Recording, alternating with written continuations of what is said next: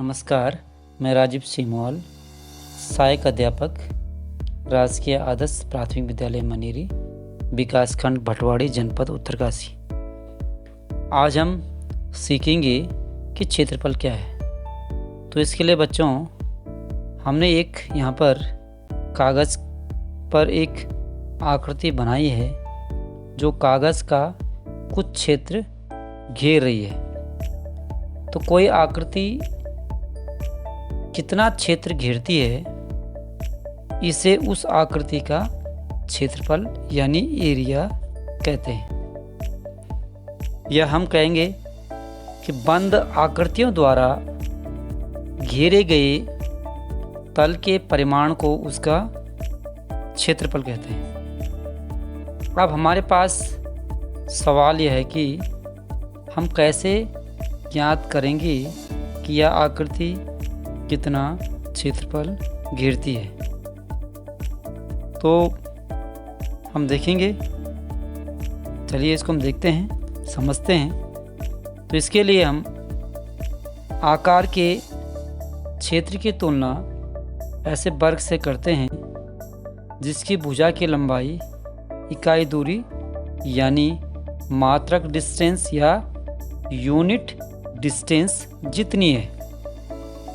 जैसे 1 मिलीमीटर भुजा वाला वर्ग, 1 सेंटीमीटर भुजा वाला वर्ग, 1 मीटर भुजा वाला वर्ग इत्यादि।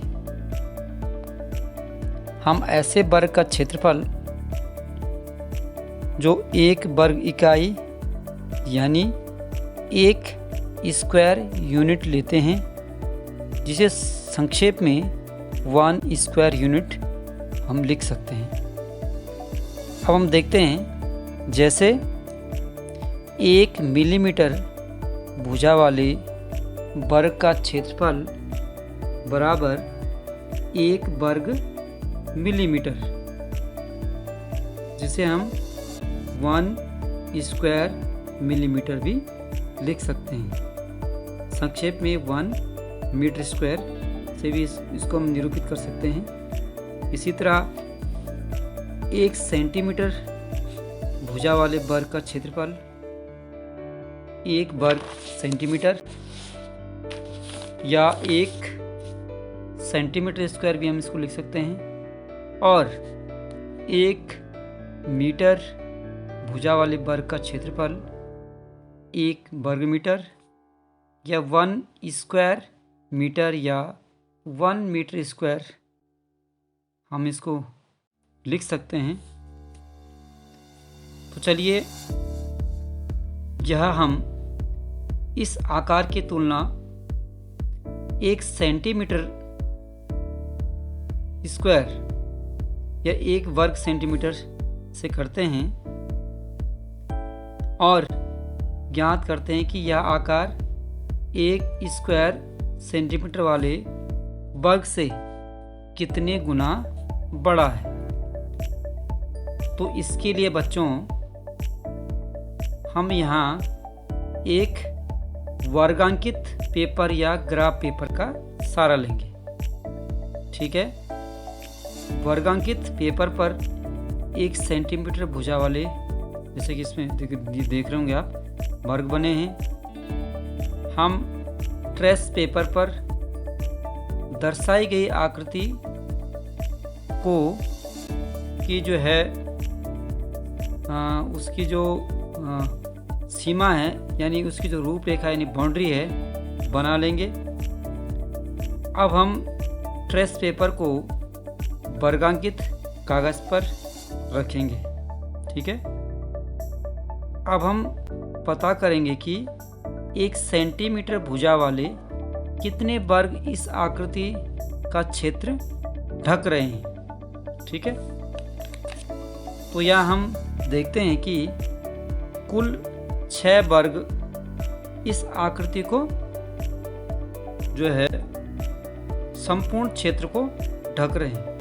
यानी 6 वर्ग जो है इसकी आकृति के संपूर्ण क्षेत्र को ढक रहे हैं। तो इसलिए हम कह सकते हैं कि इस आकृति का क्षेत्रफल 1 सेंटीमीटर भुजा वाले वर्ग के क्षेत्र से कितना गुना होगा? 6 गुना बड़ा होगा। ठीक है, चूँकि 1 सेंटीमीटर भुजा वाले जो वर्ग का जो क्षेत्रफल होता है 1 वर्ग सेंटीमीटर होता है या 1 cm स्क्वायर होता है या 1 स्क्वायर सेंटीमीटर स्क्वायर होता है, तो हम कह सकते हैं कि इस आकृति का क्षेत्रफल 6 गुणा 1 बराबर 6 cm स्क्वायर। ठीक है, तो हम देखेंगे इस तरह से हम किसी आकृति का क्षेत्रफल ज्ञात करने के लिए उस आकृति का क्षेत्र इकाई दूरी की भुजा वाले कितने वर्ग उसको ढकते हैं। ठीक है, अभी इससे हम ये देख रहे हैं कि इकाई दूरी के कितने वर्ग उसमें ढकते हैं, यह पता कर प्राप्त कर सकते हैं। ठीक है, तो अब हम एक अगला उदाहरण देखते हैं। जैसे कि नीचे दी गई आकृति का हम देखेंगे, तो इस आकृति का क्षेत्रफल हम कैसे ज्ञात करेंगे। तो अब आप समझ गए होंगे। तो इस आकृति का क्षेत्रफल हम कैसे ज्ञात करेंगे।